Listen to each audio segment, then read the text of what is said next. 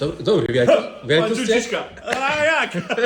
Správny mesiar je tam, kde ho potrebuje. Zdravím, no, potreboval by... A ja vám vinčujem na to ten nový rok. Šťastie, zdravé, hojné božské požehnanie. Najže tu celý rok stretávame. Naj vám meso šmakuje a naj vás žena doma netlakuje. Ďakujem, to bolo krásne. Aj vám. Taký vinč novoročný. Čiže oficiálne v novom roku sa vás pýtam, pre vás? No, viete čo, potreboval by som dať 2 kg bravčového kare. Čo vás, kare? Dobre. Chápem. Prečo vás kare? Bravčové kare, prečo? No viete čo, chcel som žene pripraviť také dačo, že na čo by nezabudla, hej, že bravčové karé na smotane so sknedlíkom. Čo je kare? To nie. Hovädziu sviečkovú, nie kare. Kúpte si hovädziu sviečkovú 29,90 kg. Dobre?